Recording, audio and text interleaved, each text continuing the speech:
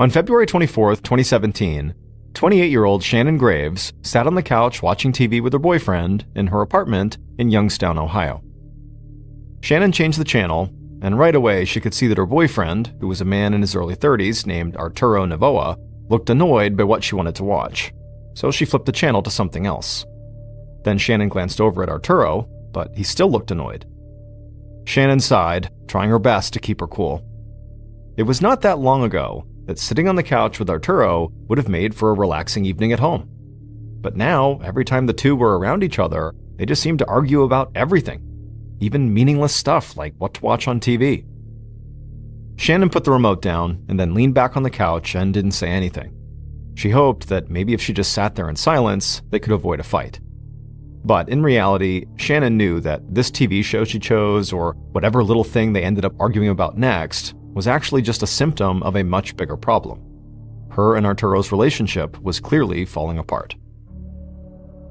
The two of them met almost a year earlier at the club where Shannon had been working nights as a dancer while she went to classes during the day to earn her cosmetology degree. And despite their obvious differences, at first they had gotten along great. Shannon was outgoing and always seemed to be on the move, while Arturo was quiet and more reserved. But they thought their differences actually complemented each other really well. So, after dating for only a few months, Shannon and Arturo moved into an apartment together. And that's when things started to go bad. It was like right away, they just both stopped trusting each other. Arturo accused Shannon of still being into her ex-boyfriend, a guy she'd actually been living with before she met Arturo, and Shannon was convinced that Arturo had a thing for this woman who was always hanging around him when he would come to see Shannon at the club. But whether or not those things were true, Shannon knew her issues with the relationship ran deeper than just thinking Arturo might like some other girl. Shannon had always been someone who loved change. She just never wanted to feel stuck. And so to avoid that feeling, she would often do things like dye her long black hair green and blue, or she'd take much bigger steps, like she would occasionally just leave town for weeks at a time to go on an adventure by herself without telling anyone where she was. But living with Arturo had definitely made Shannon feel stuck. And over the last few months, that feeling had really worn her down. Back in the apartment, Shannon eventually just stood up from the couch and began to walk out of the room. But as she did, Arturo snapped at her for some reason, and then before long, the two of them were just yelling at each other. And the argument escalated, even though neither of them really knew what they were even fighting about. Until finally, Arturo said, maybe he should just leave for good. And then he stormed out. Shannon stood there in her apartment for a minute, trying to catch her breath and calm down. She was mad, but she also couldn't help but feel this sense of relief. If Arturo was gone, like really gone, she could now do anything she wanted. She could make a change. She could go someplace new. A few months earlier, Shannon had finally earned her cosmetology degree. She had worked really hard for it, and she was proud of herself. Some people had been surprised because they thought getting a degree sort of went against Shannon's need for constant change, but Shannon saw things differently. Her degree could open doors and give her a chance to work as a cosmetologist in different cities. Or maybe she could even become a highly sought-after makeup artist who would get to travel all over the world. But Arturo had never really supported her dreams, so she had kind of given up on them. Now, she could start putting her degree and her talents to work, and she would not have to do that in Youngstown, Ohio. And just thinking about the possibilities for the future got her really excited. Shannon walked to the bathroom, got undressed, and turned on the shower. In her mind, she would wash off all the bad stuff that had happened recently, and it would be like the first small step towards a fresh start.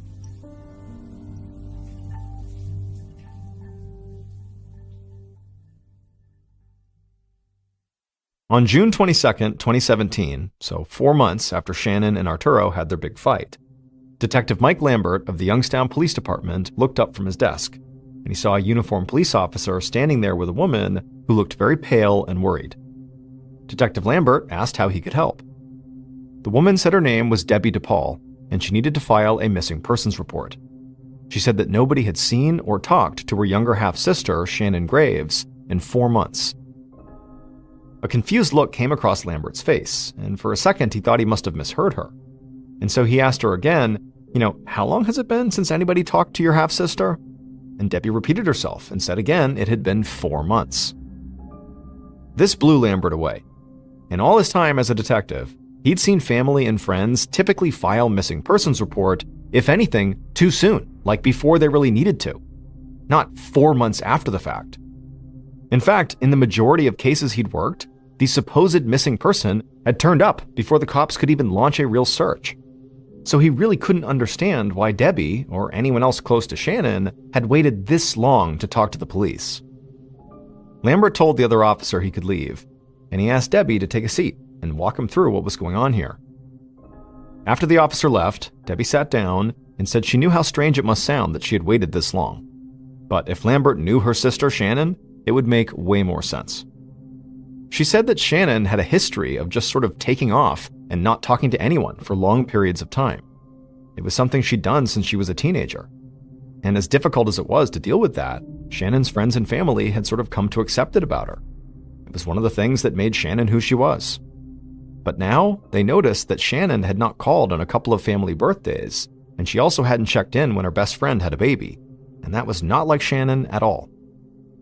Even when she went away without telling anyone, she would always call on these important days. Detective Lambert didn't say this, but he knew 4 months might as well have been an eternity when it came to a missing persons case. If Shannon had really left town like her sister claimed she liked to do, well, Shannon could be anywhere in the world by now. But Lambert figured he would just start his investigation the same way he would if Shannon had only been missing for a few days. So he took down information about Shannon's physical appearance, her last known address, and the places she had worked. He also learned small details like Shannon's favorite color was pink, and she loved wearing friendship bracelets. And so after only speaking to Debbie for a few minutes, Detective Lambert had a pretty good picture of who Shannon was. But he had one more question. He asked Debbie if Shannon had a romantic partner. Debbie said yes, Shannon had a boyfriend, or at least she did the last time they had spoken. She had been living with a guy named Arturo Novoa, and Shannon had told Debbie that she and Arturo fought all the time.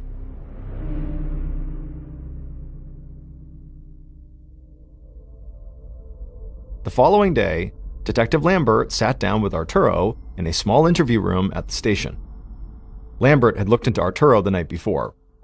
He knew Arturo had a couple of minor run-ins with the police, but nothing big, and he had no record of violent crimes or anything like that. So Lambert really just hoped that Arturo knew where Shannon was, or at least had heard from her over the past 4 months, and also, if he hadn't, he hoped to get a good idea of what Arturo and Shannon's relationship had been like. But when Lambert asked Arturo when he'd last seen or talked to Shannon, Arturo seemed surprised by the question. He said he'd already told all this to Shannon's family when they'd called him like a month or so earlier. He said he and Shannon had broken up back in February. He admitted that things ended pretty badly, so they had not spoken to each other since. The last he'd heard, Shannon was living with some guy in Cleveland, which was over an hour away from Youngstown. Arturo didn't know the name of the man that Shannon was supposedly living with, so he really couldn't provide much more color than he already had. And so Lambert wrapped up their conversation soon after that, and then he reached out to Shannon's sister, Debbie, to see if she knew of any men, other than Arturo, that Shannon could possibly be with. Debbie said before Shannon had started dating Arturo, she'd been in a serious relationship with a man named John Scarata. Just hearing that name shocked Lambert, and it caused him to immediately begin planning his next move, because he knew John Scarata all too well. John had a substantial criminal history. In fact, he had done time in prison on drug charges, and Lambert knew that John had gotten out of prison right around the last time anyone had seen Shannon. After speaking to Debbie, Detective Lambert got to work right away tracking down John, and it would turn out he was not in Cleveland. He was in Youngstown, trying to get his life together after getting out of prison.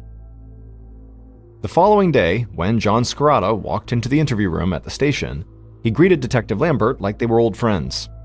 And when the detective brought up Shannon, John didn't seem surprised at all. He said he'd learned Shannon had disappeared not long after he'd gotten out of prison. So Lambert asked if he was worried about her. And John, in response to this, did something that Lambert did not see coming at all. John leaned forward in his chair and said yes, he was really worried. In fact, he was so worried, he'd started his own investigation. Lambert was so caught off guard by this that he didn't really know how to react. What did John mean he was doing his own investigation? But just then, John grabbed his phone out of his pocket, pulled up his photos, and showed them to Lambert. And Lambert saw multiple pictures of different cars that had been parked right outside of Shannon's apartment over the past few months. John had staked out the place, looking for Shannon or for anything or anyone that seemed out of the ordinary. Lambert felt a little conflicted. He believed if something bad had happened to Shannon, John had to be a major suspect here. But he couldn't deny that he did want to track down all of these cars John had photographed at Shannon's apartment. So ultimately, Lambert did get the license plate numbers of all the cars, and he told John to stop staking out Shannon's place and to just let the police do their jobs. John said he totally understood.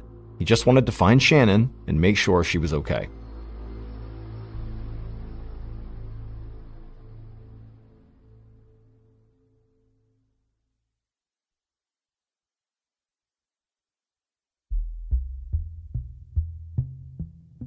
Detective Lambert knew John had connections to the criminal world of Youngstown, Ohio, so there really was a chance that John thought he was the best person to find Shannon, a woman he claimed to still be in love with. But there was also a chance that John was just trying to send the police on some kind of wild goose chase to keep them off of his trail, because maybe he had something to do with what happened to Shannon. So, in the days following their meeting, Lambert and his team tried to get a clear picture of everywhere John had been since he'd gotten out of prison, and if he'd had any communication with Shannon near the time she'd supposedly disappeared. Police also questioned Shannon's friends, her family, and her coworkers at the nightclub, and they also followed up on all those cars John had photographed. But for Shannon's half-sister Debbie, the police were not moving fast enough. She now believed that she and her family had waited way too long to get the cops involved, and so she felt like she had to do something to make up for that. So, in late June, about a week after she had filed the missing persons report, Debbie knocked on the door of a house in Youngstown that looked pretty much like all the other houses around it, except for the sign in the window that advertised psychic readings. A woman with a soft smile opened the door and led Debbie down a hallway to a small dark room. The woman told Debbie she was a psychic medium, which meant she claimed to be able to communicate with spirits or the deceased, and then was able to relay their messages to the living. Debbie sat down at a table with the medium and described Shannon and talked about how she'd been missing for months. The medium closed her eyes and listened carefully, and after a moment, she told Debbie she could see something: a bridge. Now, this medium didn't know exactly which bridge this was, but she was sure it was not far away from here. And somehow, this bridge had to be connected to Shannon's disappearance. Debbie left the medium's house and immediately called a friend of hers and told her what the medium had said. And both women decided it was clear what they had to do next. They would have to search every bridge in Youngstown, Ohio. And so for the next couple of weeks, Debbie and her friend went around town visiting every bridge they could find. And it started to feel like a waste of time. That is, until one afternoon when Debbie and her friend approached a small bridge that neither of them had driven on before. As they stepped out of the car, they saw something laying on the ground near the base of one of the bridge's girders. When Debbie walked over to it and knelt down to get a better look, she almost started crying. Because there, laying on the ground, were saw blades, a rope, and a pink sock. Debbie and her friend took pictures of the objects and then drove straight to the police station. Debbie told Detective Lambert about the medium's vision and showed him the photos of what they'd found at the bridge. Lambert had learned from Debbie when they first met that Shannon's favorite color was pink, and that she loved wearing pink clothes. He couldn't just ignore saw blades and a rope being found out in the middle of nowhere next to a pink sock. So, the detective told Debbie that he and his team would look into it right away. But as Lambert headed out to this bridge, he started to feel like this case was getting away from him.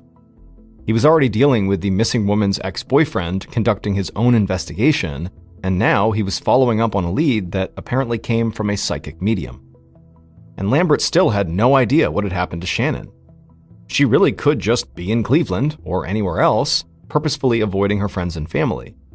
Or she could be the victim of a horrible crime. One way or the other, Lambert needed some piece of concrete evidence to point him in the right direction. And while he didn't want to rule anything out, he doubted that that piece of evidence was going to come from a psychic vision.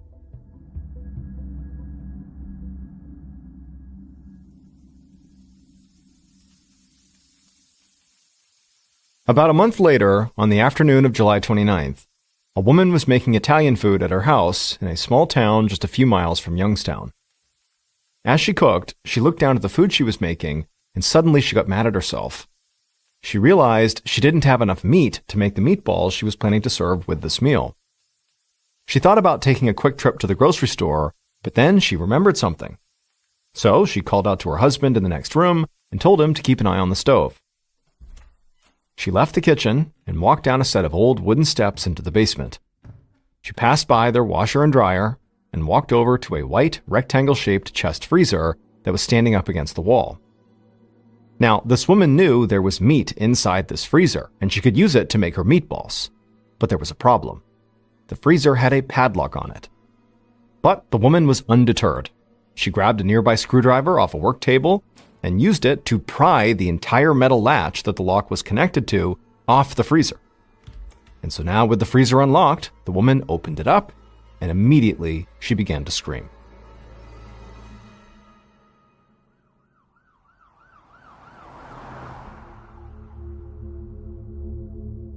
At about 5:30 that afternoon, 2 hours after that woman had looked inside the freezer, crime scene investigator Tony Marzullo walked down the stairs into the married couple's basement.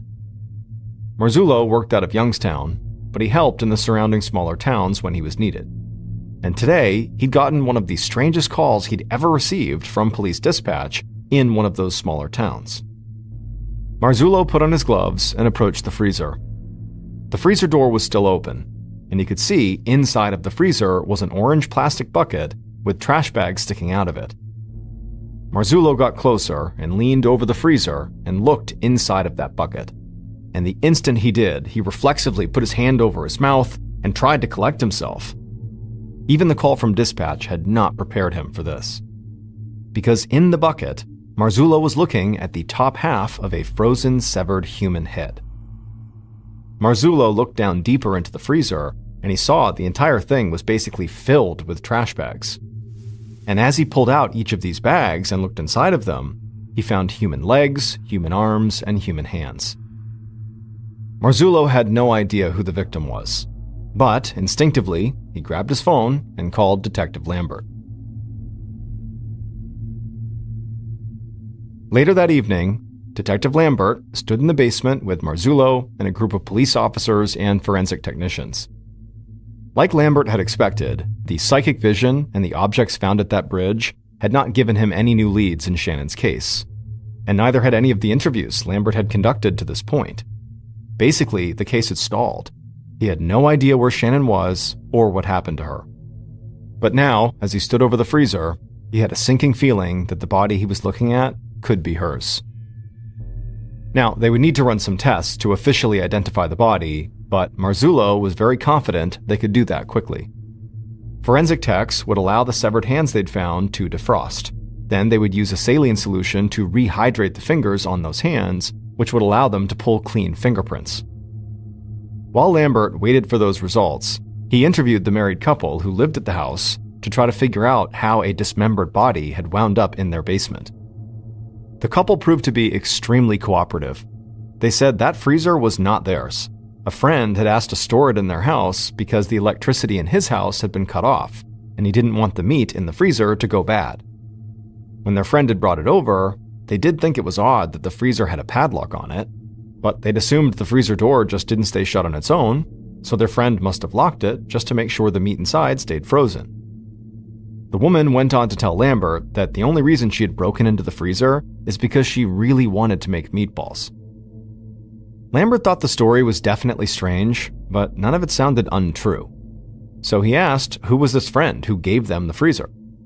They said his name was Anthony Gonzalez, but he was trying to become a hip-hop star, so sometimes he went by the name Tony G. That night, Lambert began his search for Anthony Gonzalez, aka Tony G. But despite it seeming like a pretty common name, he could not find a single Anthony Gonzalez living in Youngstown. And before Lambert could expand his search for Anthony to nearby towns, he got a call from Marzullo. Marzullo told him the lab had successfully pulled fingerprints from the now defrosted hands they'd found, and they were able to officially identify the victim. The body in the freezer was Shannon Graves.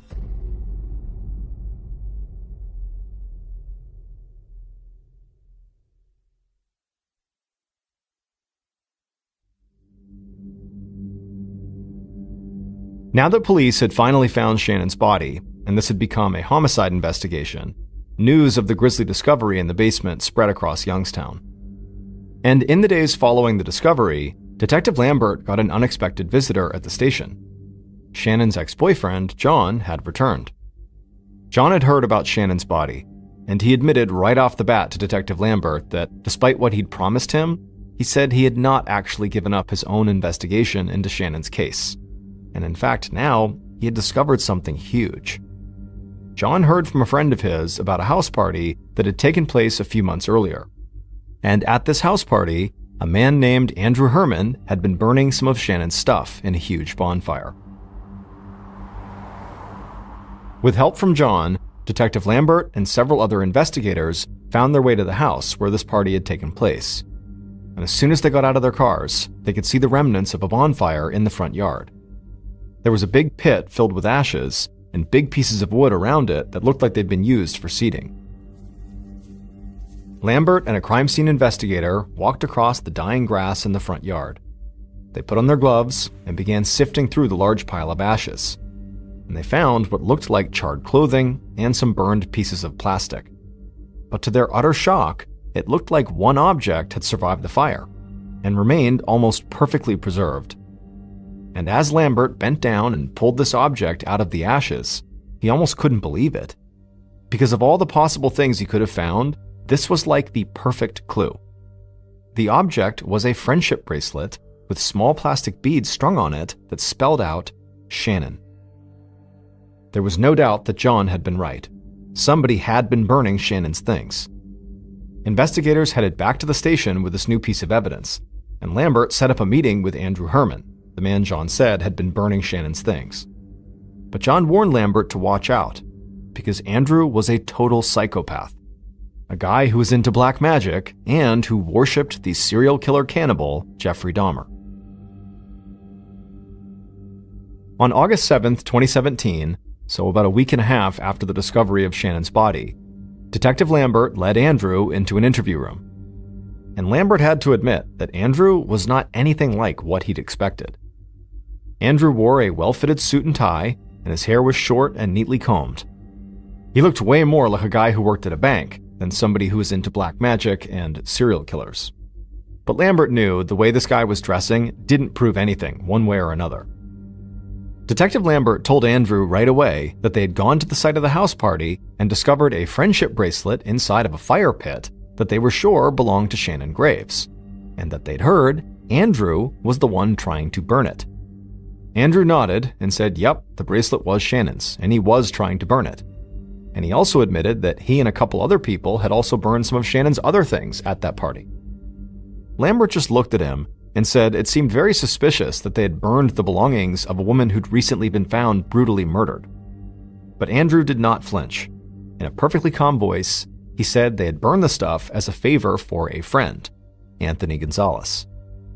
Now, Detective Lambert did not react to what he was hearing, but inside, after hearing that name, he felt like he was about to lock up this investigation. Because he was now able to connect Anthony, aka Tony G, the man who'd brought the freezer to the married couple's basement, directly to the bonfire that had been used to get rid of Shannon's personal belongings. So Lambert asked why his friend, Anthony, had wanted to burn Shannon's stuff in the first place. Andrew sat there in silence for a minute, and then he began to speak. And when he did, without ever losing his cool, he told a story that was even gorier and more disturbing than any story Detective Lambert had ever heard in his life. And by the time Andrew stopped telling this story, Lambert knew exactly what had happened to Shannon Graves.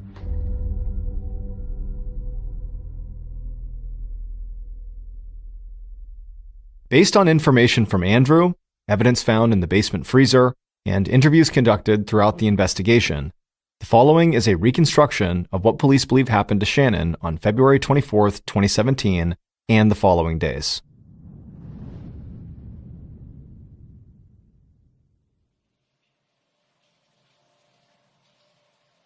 The killer walked through Shannon's apartment, breathing heavily and clutching a hammer in their hand. They could hear the shower running, so they headed for the bathroom. Once there, they opened the door and stepped inside.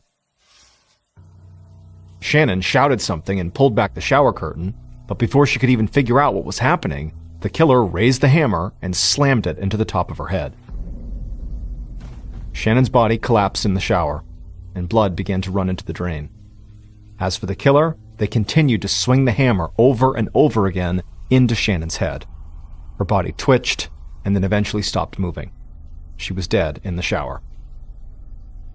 The killer turned off the water and just stood there for a second, staring down at what they'd done. And for the first time, they realized that killing Shannon was actually just the beginning. Now they had to get rid of her body. The killer rushed to the kitchen, found trash bags, and came right back. They opened up a bathroom cabinet, grabbed an electric razor, and turned it on. Then they leaned into the shower and shaved Shannon's head, believing this would help disguise her identity. When they were finished, the killer put the razor back, opened one of the trash bags, and awkwardly pulled Shannon's body out of the shower onto the bathroom floor. They tried to stuff Shannon into the trash bag, but quickly realized that was never going to work. So they tried to wrap the trash bag around her, but that failed too. The bag just wasn't big enough. The killer started to panic. They knew they had not thought this through. So they grabbed their phone and called their girlfriend. A few minutes later, there was a knock at the door. The killer opened it and quickly led their girlfriend into the bathroom and showed her Shannon's body. The girlfriend did her best to stay calm. She said after dark, they could move Shannon's body to her place and figure out what to do with it from there. So the killer and their girlfriend spent a couple of hours in Shannon's apartment just kind of waiting around with Shannon's dead body only a few feet away. Not long after sunset, the killer and the girlfriend grabbed Shannon's clothes off the bathroom floor, they took her purse, and then did their best to wrap Shannon's body up in trash bags. Then they carried her body and her belongings out into the darkness and put everything into the trunk of the girlfriend's car. They drove to the girlfriend's house and brought Shannon's body inside and laid it in the bathtub. Then the killer called the one friend they thought could help. And later that night, that friend arrived with a fully formed plan and a machete. The killer, the girlfriend, and the friend of the killer spent the entire night dismembering Shannon's body. At some point, the friend told the killer to order sulfuric acid online and to set up a delivery at a bulk store nearby. In the meantime, the friend gathered up all of Shannon's stuff the group had in their possession and went to a house party, where they knew there was going to be a big bonfire, and they burned everything. Not long after that, the sulfuric acid arrived at the bulk store. Killer picked it up, and the three of them covered the now dismembered body parts in the sulfuric acid, hoping to melt Shannon's skin down to the bone. But they soon discovered a problem. In an effort to save money, the killer had bought off-brand sulfuric acid, and it just was not doing the trick. Large parts of Shannon's body were disintegrating in the acid, but not all of it was. So the friend took the machete and started hacking away even more at Shannon's body, while the killer went out and bought a chest freezer. And eventually, the three of them were able to get Shannon's body parts into trash bags and a bucket, and they crammed all of that into the freezer and locked it. And at that point, the killer's friend, who made a point of studying serial killers, believed they had completely covered their tracks.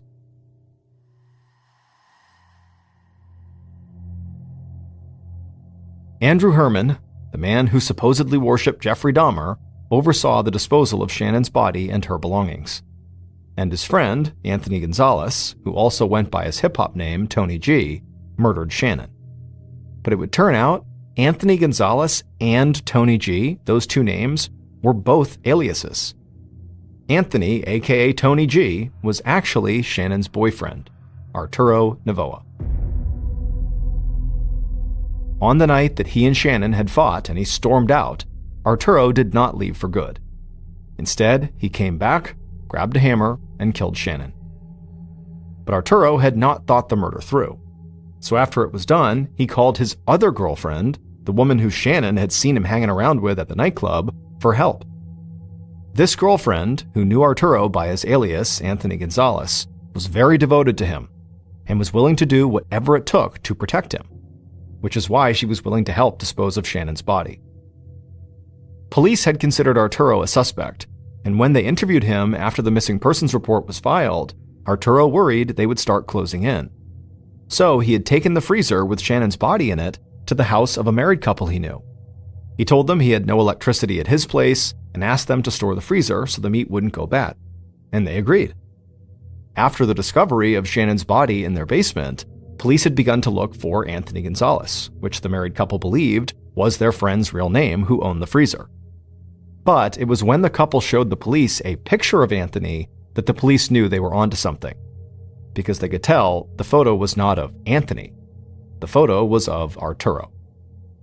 And finally, Shannon's ex-boyfriend, John, who had his own investigation, helped Detective Lambert solidify his case. When John led Lambert to the remnants of the bonfire and Shannon's friendship bracelet, it allowed Lambert to bring in Andrew for questioning, because that's who John said was burning all the stuff. And Andrew, when he was interviewed, just told Detective Lambert all about the horrors that had taken place from the moment Arturo killed Shannon until the moment the freezer ended up in the married couple's basement. Arturo was ultimately sentenced to 48 years to life in prison. His girlfriend was sentenced to 18 years for her role in the crime, and Andrew was sentenced to 12 years.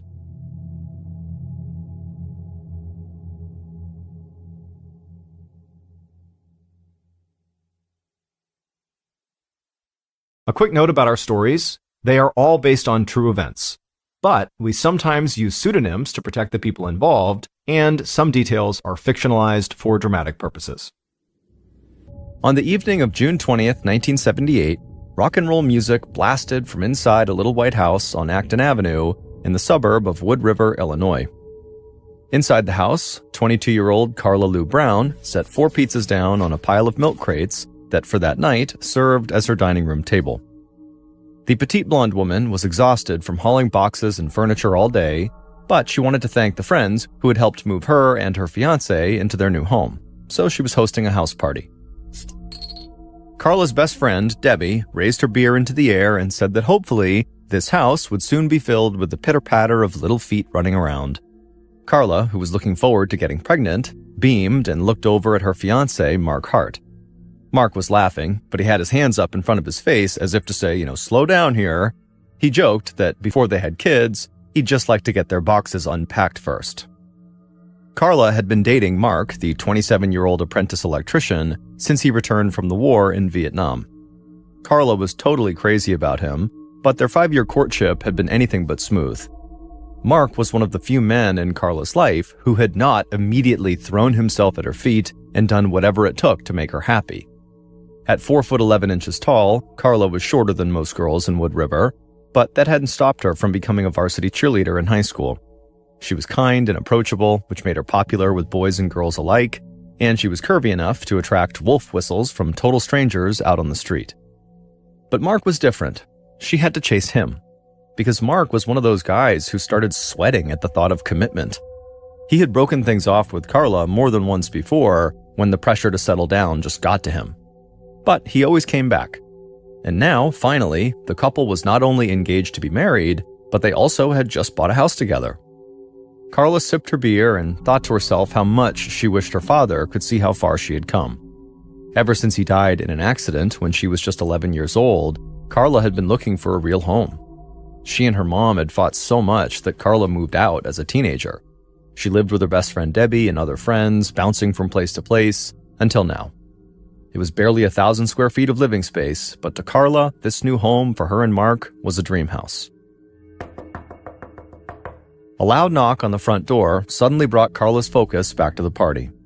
Carla got up and walked over to the door, and she opened it up. And standing outside was a shaggy-looking guy in his early 20s named Lee Barnes. Carla had seen Lee while she and Mark were moving in earlier that day.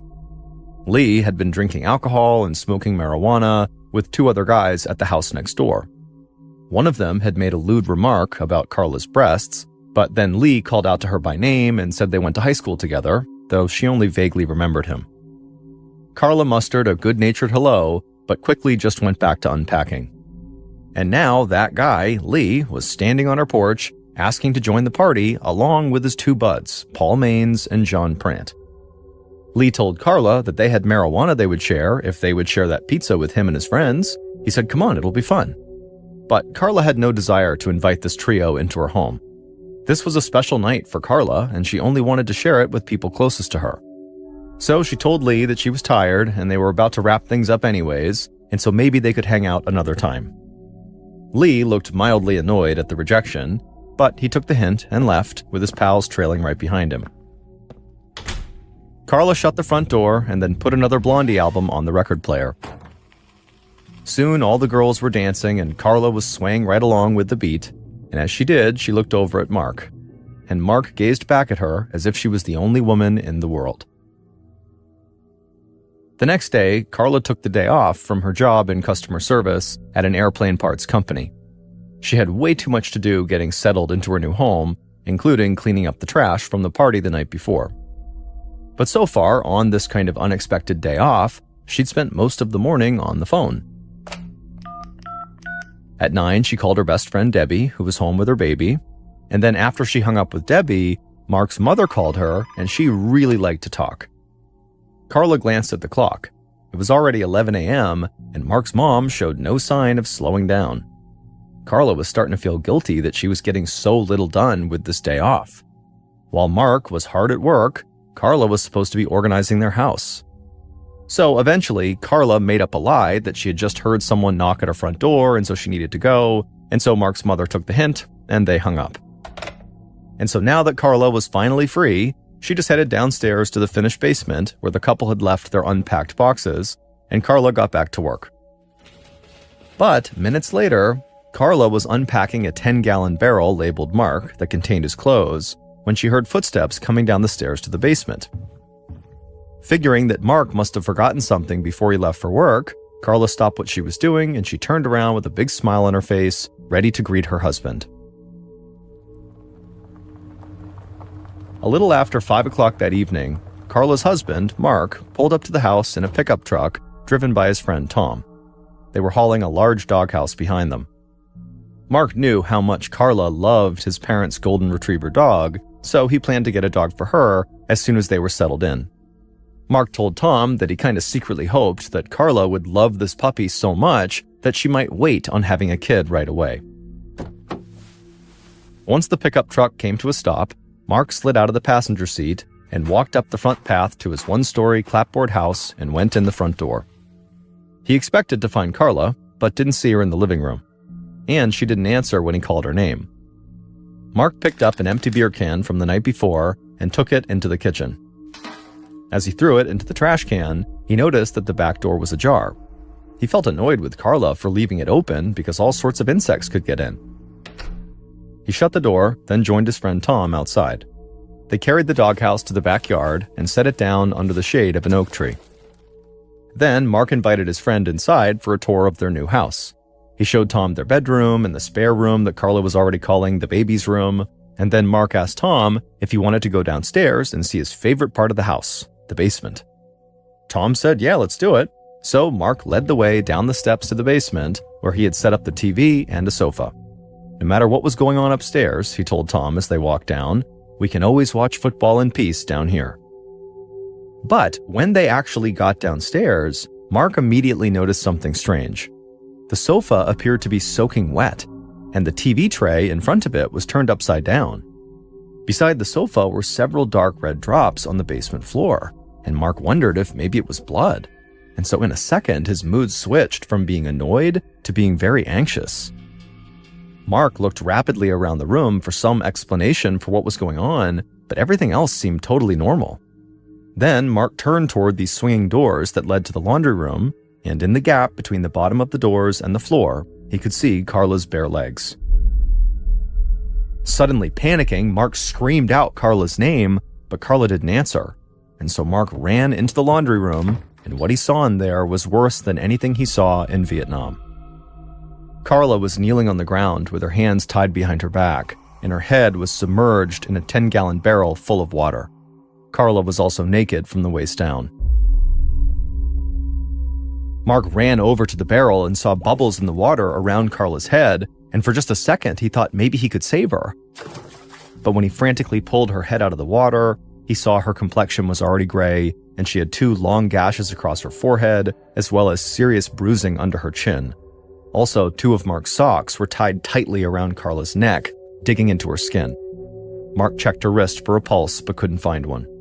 And so as Mark cradled his fiancée in his lap and began to cry, Tom raced upstairs and called 911.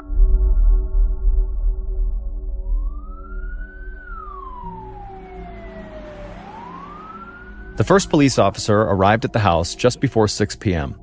His name was Don Greer, and he was a 27-year-old from the Wood River Police. And he actually knew Mark. They were old friends who used to go out on double dates together. When Greer heard the 911 report of a deceased woman at Mark Hart's new address, his heart sank.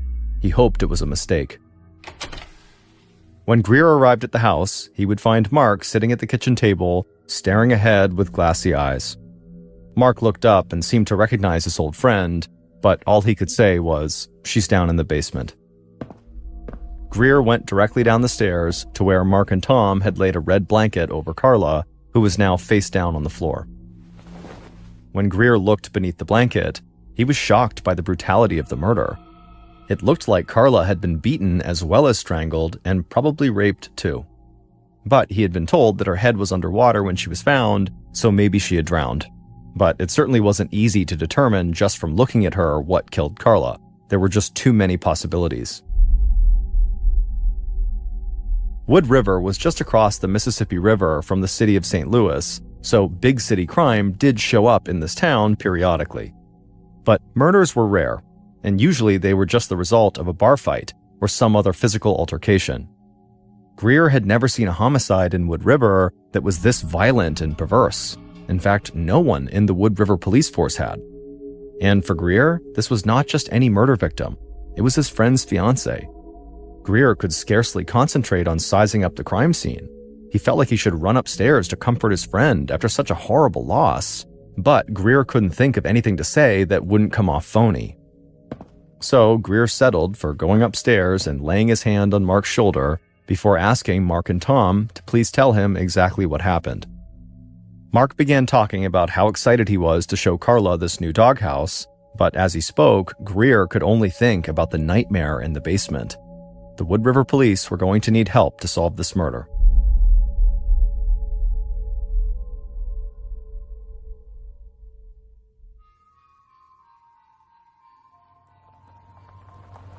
A few hours later, at around 8 p.m., crime scene technician Alva Bush of the Illinois State Police pulled up to the house on Acton Ave. Greer didn't know him personally, but Bush was the first guy the chief had wanted to call when Greer told him they needed a high-level crime scene analyst. Bush, who was a Vietnam veteran and former narcotics officer, was built like a bear and was known to speak bluntly. But at only 30 years old, he was already the most perceptive and intuitive crime scene tech in the state. Bush walked into the kitchen and introduced himself to Mark, who was clutching a framed photograph of Carla. Bush looked closely at her smiling face as Mark tearfully recounted how he had found his fiancée in the basement. Bush then headed to the basement with Greer, glad that he saw Carla in life before he saw her as a murder victim. Bush's first reaction when he reached the crime scene was irritation. Mark and Tom, in their desperation to save Carla, had moved her body to the floor and away from the barrel of water where they found it. It always made Bush's work harder when someone tampered with the crime scene before he arrived. Clues were almost always lost. Nonetheless, he quickly started forming a mental picture of the crime that had unfolded right here. Greer removed the blanket to show Carla's body to Bush, and it didn't take a genius to suspect sexual assault. Carla was nude from the waist down. Bush examined the wounds on Carla's face.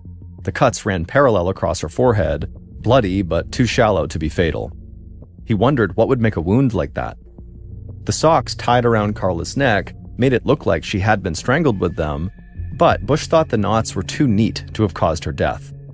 A death struggle is messy business, and these socks looked more like a decorative scarf than a murder weapon. Bush told Greer that the killer very likely tied these socks around her neck after she was already dead. Bush also doubted that Carla had drowned. The water inside the 10-gallon barrel where Carla's head was submerged had only the slightest tinge of red, even though Carla had fresh bleeding wounds on her face. That told Bush that she was most likely already dead when the killer dunked her head inside of the water. And the more Bush looked around, the more he became convinced that the killer must have deliberately rearranged the entire crime scene before they fled. The brightly colored wool sweater Carla was still wearing was just too neat. The single button near the neckline was still fastened, which seemed really unlikely to Bush, considering there must have been a life-and-death struggle. Also, it seemed unlikely that Carla would be wearing a sweater at all on a warm June day. And so Bush figured the killer must have dressed Carla in the sweater after they killed her. Likewise, Bush thought the cords wrapped around Carla's wrists were added for show as well. The bonds were so loose that there was just no way that could have kept Carla's hands bound, especially, again, in the middle of a life-and-death struggle. Bush concluded that the killer very likely assaulted Carla while she was on the couch, and then bashed her in the head with something, and then strangled her as she bled. Afterwards, the killer very likely tried to wash the blood off the couch, which is why the cushions looked soaked, and then, very likely, the killer dragged Carla's body to the laundry room, where he dressed her in the sweater, tied the socks around her neck, and then stuck her head in the water to make it look like she had drowned. And then, just before the killer left, they very likely took Carla's panties as some kind of sick trophy. But as Bush thought about this, he also thought to himself, why would this killer have gone to all this trouble to stage the crime scene? I mean, that would require the killer to stick around the murder scene for a long period of time, making it more and more likely they would get caught. Bush could see that the killer clearly thought it was important to try to confuse the investigators, but Bush also wondered if maybe the murderer was also just trying to send some kind of chilling message. The murder scene reminded Bush of the work of the notorious serial killer Ted Bundy, who raped and murdered dozens of young women. But Bundy had been arrested a few months earlier, so it couldn't have been him. However, Bush wondered if maybe they had a new serial killer on their hands that might have been inspired by Ted Bundy. Police quickly determined that the last person to speak with Carla had been Mark's mother, and she would say they were on the phone right up until about 11 that morning. So, using that as a frame of reference, police began going door to door asking neighbors about what they might have heard or seen that day between 11 a.m., when we know Carla was still alive, and 5 p.m., when Mark came home and found Carla dead. Greer knocked on the door of the house next to Carla and Mark's, where those three guys had been smoking pot and drinking beer and calling out lewd remarks to Carla before going over to Carla's house and trying to go to her party. And so the door opened, but there was a screen that separated Greer from a skinny 22-year-old Paul Main who was standing inside. Greer asked Paul if he could come inside and speak with him, and Paul immediately looked super nervous and taken aback, and Greer had an idea why. He could smell the pot smoke from where he was standing. Greer promised Paul that he was not there to try to bust him for marijuana. It was fine. Paul nodded and opened the screen door. Greer stepped inside the house. The walls were totally bare, other than a few rock posters, and the furniture looked really old and ragged. Greer sat down across from Paul at a card table and then asked him what he'd been up to until 5 p.m. that day. Paul said he was home for most of it. He said he was alone until noon, when his friend John Prant came over to hang out until about 3, when Paul had to go run some errands. But Paul said he didn't see or hear anything out of the ordinary. He said Carla and Mark had only moved in the day before, so he scarcely knew them. Paul said that his friend Lee knew Carla from high school, and they had gone over to greet the newcomers the night before, but Carla and her boyfriend did not seem very interested in socializing with them, so they had left. And so that was the last time Paul said he saw Carla. As for Paul's friends, Lee and John, they were no more help when Greer tracked them down. Lee wasn't even in the neighborhood on the day of the murder, and John told Greer that he was in the neighborhood. He was at Paul's place twice that day, first early in the morning when he was out delivering job applications, and then from noon to about 3, he was back at Paul's place when he was just hanging out. And just like Paul, John said he did not see anything out of the ordinary. And that's how it went with all the potential witnesses. Greer went door after door, but no one had heard or seen anything unusual on Acton Ave that day. Somehow the killer had violently assaulted and killed Carla Brown without anybody noticing. Autopsy results the next day confirmed just how violent Carla's final moments had been. She had a broken jaw and deep bruises all over her neck, in addition to the cuts on her forehead. She also had bits of skin underneath her fingernails, likely from scratching her assailant's face and back. But unfortunately, in the 1970s, DNA analysis was not an option. What the coroner did not find was significant water in Carla's lungs, which he would have expected with a drowning. Bush had been right. She did not drown at all. The coroner ruled that she had died from strangulation, likely by a cable or the killer's bare hands, before she was placed in that barrel of water. Now, the investigators were sure the killer had staged the crime scene.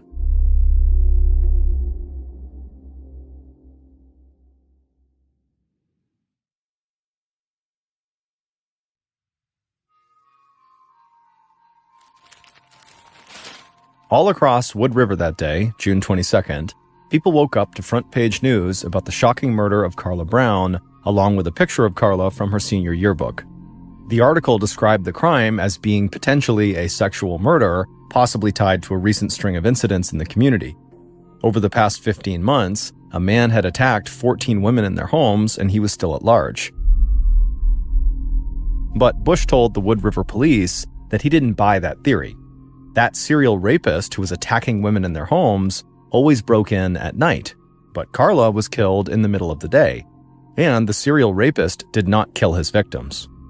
But there were enough obvious similarities between those attacks and the attack on Carla that Bush knew he couldn't totally rule out the serial rapist theory. In fact, Bush and the Wood River police were having a hard time ruling out anyone as a suspect, from strangers to her fiancé. They believed that the murder was a sex crime, but they had very few clues as to who did it. Greer knew that the first suspect in all these kinds of cases is the domestic partner, but Greer felt like his old friend Mark was a very unlikely murderer. Not only was he clearly distraught at his fiancé's death, but Mark's boss confirmed to Greer that he had been working at a job site all day. And so Greer told the chief that they should focus on other possibilities. Greer spent a big part of June 22nd talking to all 10 guests who had gone to Carla and Mark's house party, but most of them couldn't imagine who would want to hurt someone as nice as Carla. One guy told Greer that Carla was really good at saying the right thing when people felt down. This guy was very self-conscious about the fact that he was quite short, but Carla, who was several inches shorter than him, once told him that he was tall to her. Greer was starting to think that he was not going to get any useful information from these 10 people, but when he sat down with the last person, Carla's best friend Debbie, she would identify 2 potential suspects that in theory could have wanted to do harm to Carla. The first suspect was an ex-boyfriend in Connecticut that Carla dated over a year ago during one of her breakups with Mark. The guy took it really hard when Carla broke it off to return to Mark, and he kept getting in touch with Carla for months. Debbie couldn't remember his name, though. Debbie also fingered Carla's stepfather, a heavy drinker with a temper. She said that when she and Carla were seniors in high school, Carla's stepfather tried to force himself on Carla. Afterwards, Carla excused his behavior, saying he was drunk, but drunk or not, Debbie called it attempted rape. Carla's mother eventually had the marriage annulled. Both of these suspects that Debbie brought up were intriguing possibilities, but Greer quickly got information that scratched both of them from his list of suspects. The ex-boyfriend was in New Jersey on business on the day of the murder, while Carla's stepfather said that he and Carla had remained close, and he had recently even given her money for dental work, and he also easily passed a lie detector test to prove he never assaulted Carla and had nothing to do with Carla's death. By the day of Carla's funeral, which was Saturday, June 24th, investigators were getting frustrated at their lack of progress. 3 days after the crime, and they still had no strong suspect. At 1 p.m., Woodland Hill Cemetery filled up with residents from Wood River who gathered to say goodbye to Carla. So many of them had brought flowers that the local shop had to stop taking orders. 6 pallbearers carried Carla's casket from the hearse to the gravesite. Mark had chosen all former boyfriends of Carla's who had remained friends with her. Greer watched the crowd, looking for anything unusual, but all he saw was a community in pain. He felt so much pressure to bring justice to these people and to bring it fast. But the investigation seemed to just be going backwards. In fact, the lab had just called to say that every fingerprint they had found in the basement was either Carla's or Mark's, so the killer didn't even leave behind any prints. Greer watched as Carla's casket was lowered into the ground, and he thought to himself, this can't be the end of the story. 5 days after the murder, the Illinois State Police sent a detective named Randy Rushing to take a fresh look at the evidence. The muscular former state trooper with the handlebar mustache had taught criminal law at the police academy before joining the Department of Criminal Investigations. Now, he was supposed to give the case a top-to-bottom review to see if there was something the local police had missed. And Rushing was interested in the potheads next door to Carla and Mark, noting that Paul and John had given slightly different accounts of where they'd been the day of the murder. John had said he had visited Paul around 8:30 a.m., while Paul didn't remember seeing John until noon. Detective Rushing wondered if they were hiding something. But once again, the theory went nowhere. John passed a polygraph test easily, and Paul, he did fail part of the test, but the test administrator thought that it might have to do with him being nervous, or maybe he was high, or both. In fact, Paul was slurring his words during the test. And so Rushing and the test administrator both agreed that the polygraph tests gave them very little to work with. But they planned to keep their eye on Paul Maines because technically he did fail the polygraph. For a brief moment in late July, so about a month after the killing, investigators got excited when Wood River Police arrested a 21-year-old man named Tony Garza for breaking into a woman's house and trying to rape her. Garza actually confessed to the 14 break-ins and sexual assaults that had occurred in town over the previous 15 months. But Garza was adamant that he had nothing to do with Carla Brown's death, and he too passed a polygraph test. Detective Rushing still had his suspicions about Garza. A violent assault could easily turn into a murder after all, but he had no evidence connecting the alleged rapist to Carla Brown. No fingerprints, no witnesses. So investigators kept Garza on their list of suspects, even though they knew it didn't mean much. They had no more evidence against Garza than they did for several other potential suspects, including that next-door neighbor, Paul Maines, who failed a portion of his polygraph. Rushing, Greer, and the rest of the investigators knew they needed a break in the case or no one would be held accountable for Carla's murder. And by the fall of 1978, with no main suspect in sight, the state police finally pulled Rushing off the case. Greer kept the case open, but as months and even years passed by with no new leads, he worried that Carla Brown's murder might never be solved.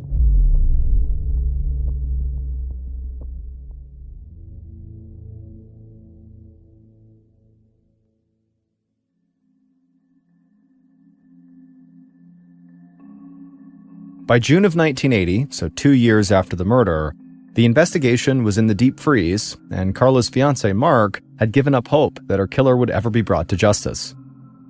Bush, the crime scene analyst, had worked on literally hundreds of other criminal cases since the murder of Carla Brown.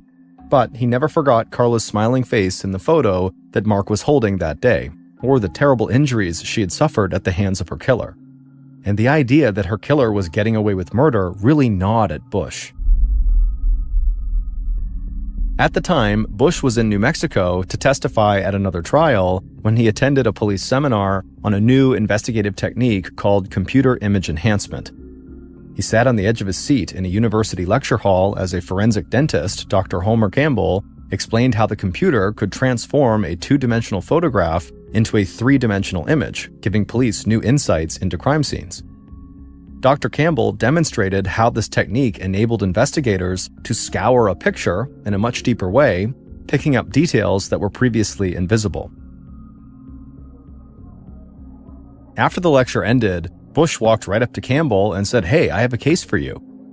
He explained that Carla Brown's murder had baffled investigators, in part because the killer had completely rearranged the crime scene, making it hard for them to find real clues. He said investigators were particularly puzzled by two parallel cuts on Carla's forehead. Campbell was intrigued. So the next day, Bush sent over the crime scene photos from Carla's murder, and Dr. Campbell ran them through his computer enhancement process, and then afterwards he asked Bush if he could take a look at the TV tray that was found next to Carla's sofa that was visible in the pictures. When Campbell had zoomed in really tightly on the tray, he discovered a strand of Carla's blonde hair and some of her blood. Instantly, Campbell realized that whoever Carla's killer was had struck her with the TV tray. That's where those cuts had come from on Carla's head. Then Dr. Campbell asked Bush about the bite mark. Bush froze. He was not aware of any bite mark on Carla. He had focused on the heavy bruising around Carla's neck from the strangulation and ignored what looked like a relatively minor bruising around her collarbone. But studying the enhanced photograph, Dr. Campbell found the telltale marks left by a set of teeth. Bush initially blamed himself. How could he have missed a bite mark on the body? But Dr. Campbell assured him that without the enhancement, no one would have caught it. Now the question was, could this be used to identify the killer? Dr. Campbell believed that a bite mark was almost as good as a fingerprint. In fact, it was Dr. Campbell's testimony about a bite mark in the Ted Bundy murder trial 2 years earlier that helped convict Ted Bundy. With Campbell's big discovery, they could now compare suspects' teeth against the shape of the bite mark on Carla. Without a court order, it would not be easy to get suspects to agree to have molds made of their teeth, but Bush had a plan to get what they needed. And he called Rushing, the state police detective, to help. Of all the people investigators had spoken to, Carla's next-door neighbor, Paul, the guy who had partially failed the polygraph, was still at the top of their list of suspects. And even without a mold of his teeth, they could tell that Campbell's bite mark analysis suggested he could be their guy. Whoever killed Carla had crooked teeth, and just from looking at Paul, he also clearly had crooked teeth. But by this time, September of 1980, so 2 years and 3 months after Carla's murder, Paul no longer lived on Acton Avenue. But Wood River police officer Don Greer, who by this point had been promoted to deputy chief, tracked Paul down at a YMCA about 15 minutes away, and he gave him a call. Greer lied and told Paul that he was calling from an insurance company that had a check for him, money he was owed from an accident a few years back. Now, this was a deliberate deception, one that would likely be tossed out by a court as unethical today, but back in 1978, it worked like a charm. Paul came right to the closed insurance company building that police were using as their front, and he presented himself at the front desk, ready to receive his check, but very quickly, Paul realized he had walked into a trap. Paul looked even thinner than when Greer had questioned him 2 years earlier. Rushing noticed that Paul was trembling and thought there was a good chance he would crack and give a confession. But Paul stuck to his original story when he was asked.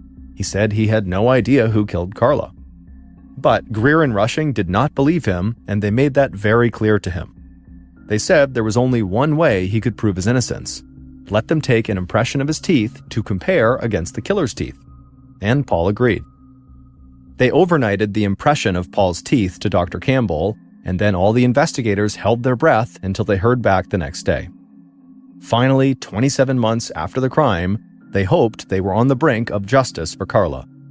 But when Dr. Campbell called, he had disappointing news. The forensic dentist told them that the photographs, even with the computer enhancements, were not good enough to declare Paul's bite as a match. Paul could be the killer, but Campbell was not certain. Rushing, Greer, and Bush alike were crushed. The Carla Brown case was cold again. And it would stay that way for 2 more years, until one chilly day in March of 1982, when Detective Rushing met an FBI agent who would go on to help break the case wide open with absolutely stunning psychological insights into the mind of their killer. Rushing was at a conference in St. Louis when he attended a session led by Agent John Douglas, who was a pioneer in the art of profiling suspects so that police knew who to look for. Douglas's 6-person team specialized in creating psychological profiles of serial killers. The tall, slender agent wearing a vest and tie talked about traveling the country to speak with killers like Charles Manson and others less famous but no less deadly to understand how their minds worked. Rushing was totally mesmerized by Douglas's way of analyzing killers' motives and weaknesses. And so Rushing couldn't help but wonder, what kind of suspect would Douglas profile if he looked at the Carla Brown case? And so after the talk was over, Rushing approached Douglas and asked for his help. And Douglas agreed.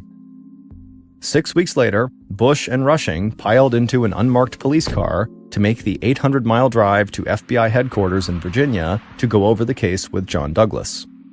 Greer, who was now Wood River's chief of police, flew back from a vacation in Florida to join them on this trip. When the investigators arrived at the sprawling FBI campus, an agent from Douglas's behavioral science unit escorted them to a conference room. They spread pictures from the crime scene across the table. Then Douglas breezed into the room, shook hands, and started examining the photos. A few minutes later, he sat back in his chair, assembling the details he had just formed in his head, and then he launched into a highly specific description of the killer that was so precise it was like he actually knew him and was there in the basement 4 years earlier when the crime happened on June 20th, 1978. He said the crime scene looked disorderly, which made him think the killer was a shaggy-looking, disorderly person. Someone with low self-esteem who was awkward with women and had a history of rejection. Douglas then said the killer likely drove a beat-up old car, something like a red or orange Volkswagen. Now, to Bush, Rushing, and Greer, it almost seemed like Douglas was just making things up as he went along. And so as Douglas spoke, they began exchanging doubtful looks and wondered if they drove all this way for nothing. But Douglas wasn't done. He said it was common for killers to keep something from their victims. And when he said this, Bush looked knowingly at Greer, because 4 years ago, they had discussed the fact that Carla's panties were missing from the crime scene, and maybe they had been taken as a trophy. Douglas then said that the Carla Brown murder scene had some of the trappings of a serial killer, especially the way the killer had moved things around to create the appearance that Carla had drowned in that 10-gallon barrel.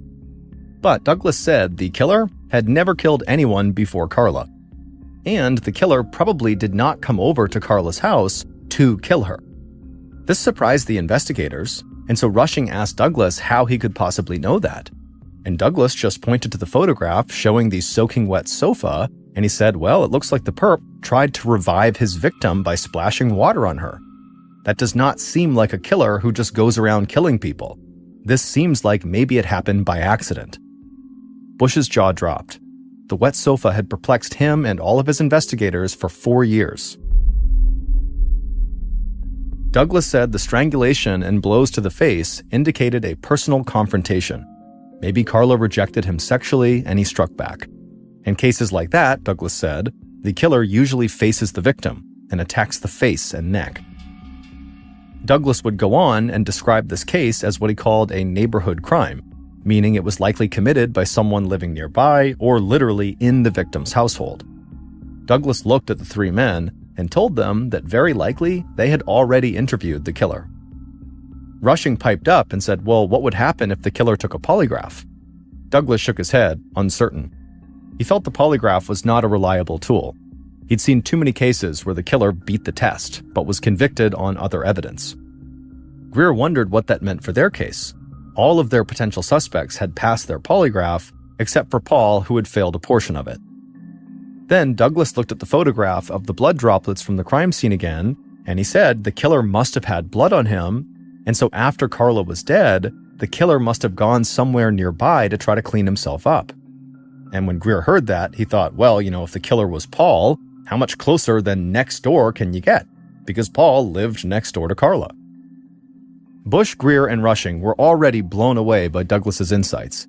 But then the FBI agent leaned across the table and delivered the best news of all.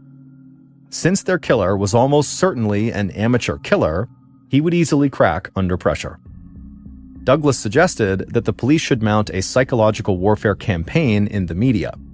He said that they should play up ways that emerging technology has helped them gather evidence, how the photo enhancement led to the discovery of the bite mark, and how psychological profiling enabled them to narrow down their suspect list. Basically, Douglas was telling them to use the media to try to trick the killer into thinking that their arrest was imminent. Then Bush brought up the idea of digging up Carla's body. Dr. Campbell had suggested that the casket, if it kept the water out as it was designed to, could preserve the body for some time. Whatever bruising occurred would still be present in the skin. They could get a better look at the bite mark on her neck and match it to suspect's teeth, Bush noted. Douglas said spreading the news that police were about to exhume Carla's body would be the perfect way to destabilize their target. The killer, Douglas believed, had visited Carla's grave many times to talk to her. She was likely the only person who knew his terrible secret. After 4 years, Douglas thought their killer must have gotten comfortable, believing that he'd gotten away with his crime. Digging up Carla's body would resurrect his fear of getting caught, and that could lead to a major mistake, if not a confession. Bush, Rushing, and Greer left the meeting feeling totally floored. John Douglas looked at the case that had stumped them for years, and in a matter of minutes created a psychological profile for the man who had killed Carla, and a roadmap that could lead police to him.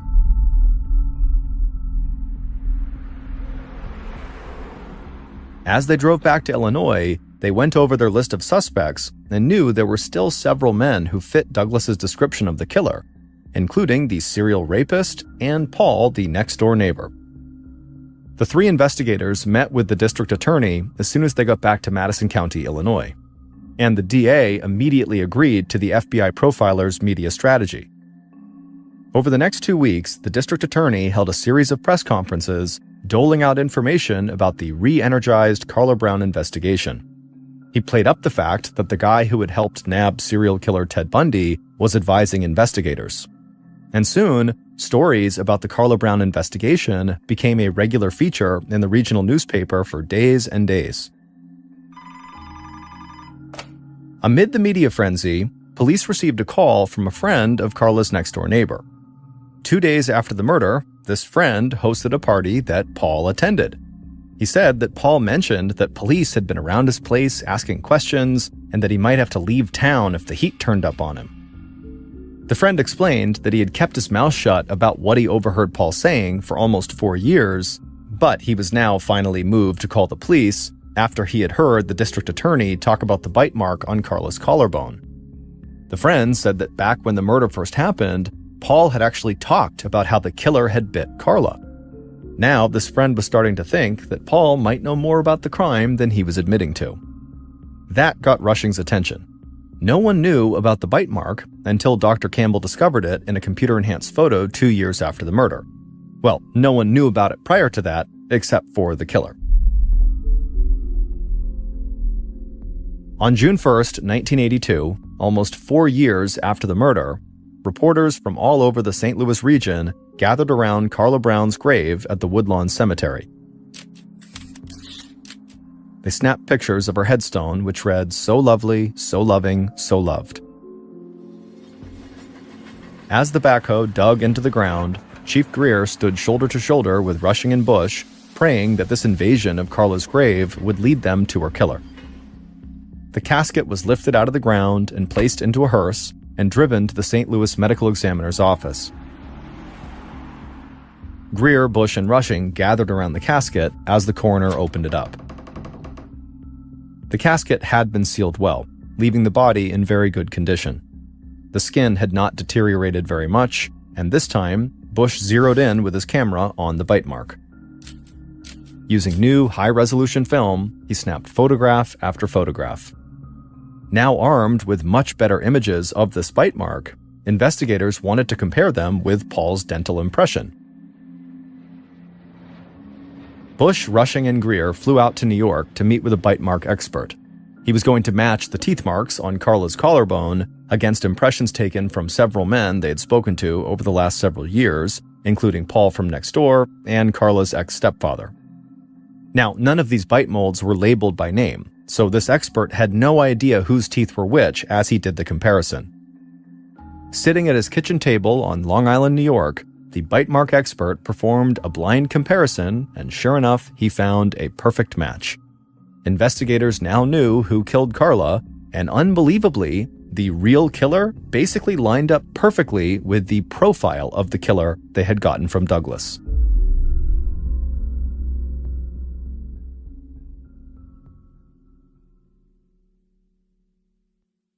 Based on all the forensic evidence and other evidence collected at the crime scene, here is what investigators believe happened to Carla on January 21st, 1978.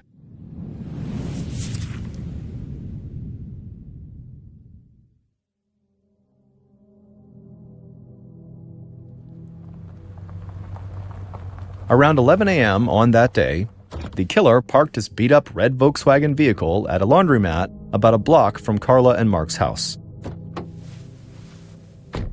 As he walked from his car towards their house, He reached back and he touched his back pocket to make sure the coil of electrical cord was still there, and it was. The killer entered the house through the back door, which was unlocked. He then headed right downstairs to the basement to confront Carla. Carla recognized him and demanded to know what he was doing there, but the killer didn't explain himself. Instead, he just grabbed her and forced her onto the sofa. Carla fought back as hard as she could, but her killer was much stronger and twice her weight. The killer then kissed Carla on the face and the neck, and then bit her along the collarbone. Then he pulled off Carla's shorts, pinned her to the couch, and unzipped his jeans. It was at this point that Carla apparently screamed an insult at him, and that's when the killer snapped. Years of rejection just overtook him, triggered by Carla's taunting. He grabbed the TV tray near him and swung it as hard as he could into Carla's face, breaking her jaw.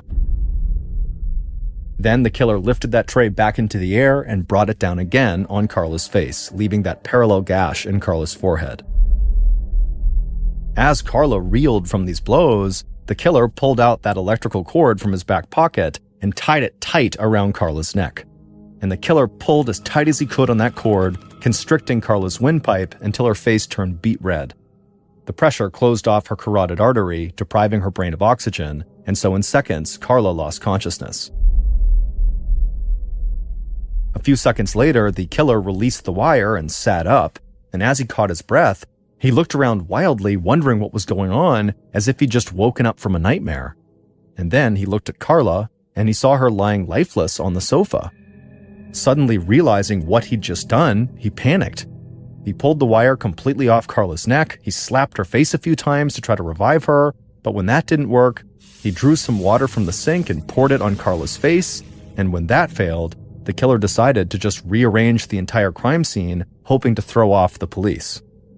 Inspired by recent accounts of Ted Bundy, the killer staged Carla's body to make it look like the work of a serial killer. Then the killer wiped down all the surfaces he touched, ran up the stairs, and slipped out the back door. Then he snuck over to the house right next door and washed Carla's blood off himself before anyone realized he was there.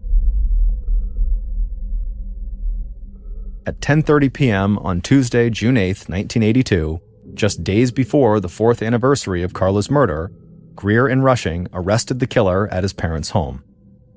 All these years, they had been so focused on Carla's neighbor, Paul, because he seemed suspicious and he had failed his polygraph, when the whole time, the real murderer had been Paul's best friend, John Prant, one of the two men who had been with Paul when they had tried to join Carla's party on the day she moved in. The real killer, John, had been insulted by Carla's refusal to let them inside, and so he'd come back to teach her a lesson, although he claims he had not meant to kill her.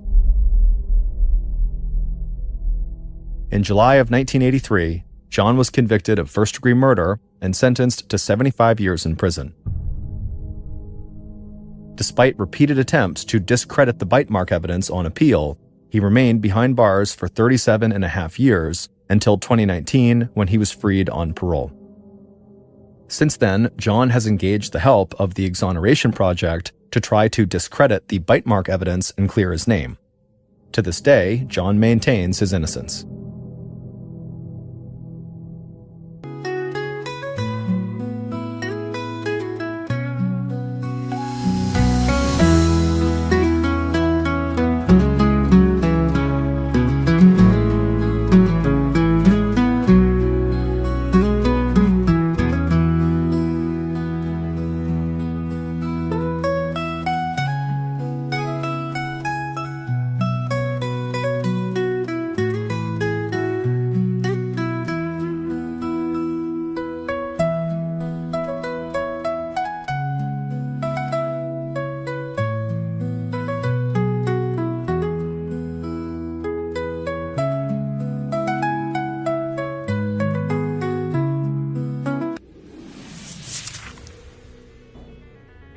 Thank you for listening to the Mr. Ballen podcast. If you enjoyed today's stories and you're looking for more bone-chilling content, be sure to check out all of our studio's podcasts. This podcast, the Mr. Ballen podcast, and also Mr. Ballen's Medical Mysteries, Bedtime Stories, Wartime Stories, Run Fool, and Redacted. Just search for Ballin Studios wherever you get your podcasts to find all of these shows. To watch hundreds more stories just like the ones you heard today, head over to our YouTube channel, which is just called Mr. Ballin. So that's going to